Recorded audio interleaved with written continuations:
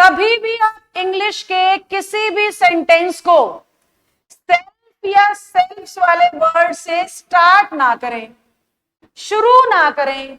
ये एक ऐसी चीज है जो आपको खूब खूब सुनने को मिलेगी। लोग बोलते हैं, अपने आप को इंट्रोड्यूस करते हुए कहते हैं माई सेल्फ से अपना इंट्रोडक्शन शुरू करते हैं, जबकि ग्रामेटिकली ट्रेडिशनली नियम क्या कह रहा है कि इन शब्दों को सेंटेंस के शुरुआत में कभी भी मत लगाओ। क्यों मत लगाओ? क्या कारण है? गलत क्यों है? इतने सारे लोग तो बोलते हैं, लगभग सब बोलते हैं my self this this this और शुरू हो जाते हैं अपना इंट्रोडक्शन देना, है ना? तो गलत क्यों है मैम? ये मतलब ग्रामर इतनी हटके क्यों है? ग्रामर इतनी अलग क्यों है? ग्रामर तो सेम है बेटा सबके लिए, और कोई इन नियमों को बदल नहीं सकता। लेकिन जब हम इंग्लिश बोलते हैं ना, तो वहां पे रूल को ध्यान रखे बिना बोलते हैं, क्योंकि इंग्लिश बोलने का मतलब फ्लुएंसी से कनेक्ट किया गया है, करेक्टनेस से नहीं।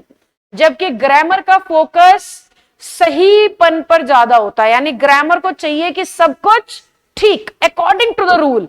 जबकि स्पोकन कहता है सामने वाले को समझ में आना चाहिए, एक आधा रूल ऊपर नीचे भी हो गया तो कोई बात नहीं, ठीक है। This is the difference. इसलिए आपको स्पोकन में बहुत बार माई सेल्फ से लोग इंट्रोडक्शन देते हुए दिखाई देंगे, पर मैंने तो आपको एग्जाम के लिए तैयार करना है, कॉम्पिटिटिव रिटन एग्जाम के लिए।